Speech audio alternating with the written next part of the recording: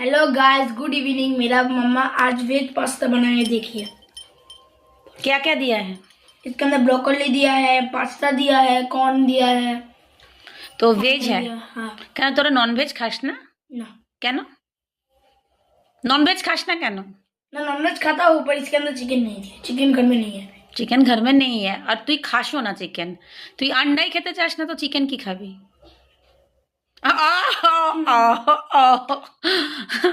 আর একদম আর ভেজিটেরিয়ান মানে এমন ভেজিটেরিয়ান আর ফিশ ফ্রাই খাবে, ফিশ খাবে না, আর এগ খাবে কিন্তু বয়েল এগ খাবে না, আর আর চিকেন খাবে না, চিকেন পকোড়া খাবে। একদম ওর দাদাজির মতন, মানে আমার শ্বশুরের মতন।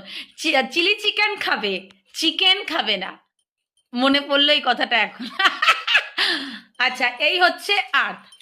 আর তোমাদের দেখাই আমি আমার ঘরে যে তোমাদের বলি না দুটো বাচ্চা নিয়ে আমি একদম নাজেহাল। এই দেখো সোহাগের খাবারটা, সোহাগ এখান থেকে এই যে এই যে এই যে জাস্ট আমার মেয়েকে দেখো, একদম একদম মঞ্জুলিকা ভাগো ইধার সে, এই যে ফেলে দিয়েছে দেখো।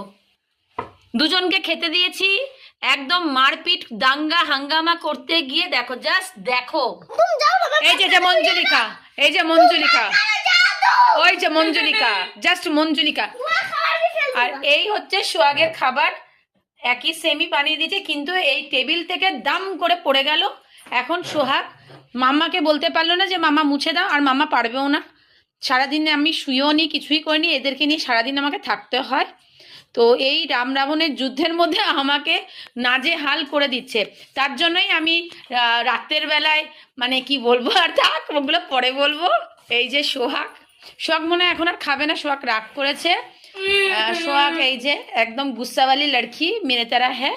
আর আর্থ পুরো এনজয় করে হাঁপুস সুপুস করে খাচ্ছে, দেখে নাও। আর মাম্মা কোথায়? তোমার মা, মাদার ইন্ডিয়া মা কোথায়? ক্যামেরাম্যান। তাহলে মাকে একটু দেখাই, দাঁড়াও।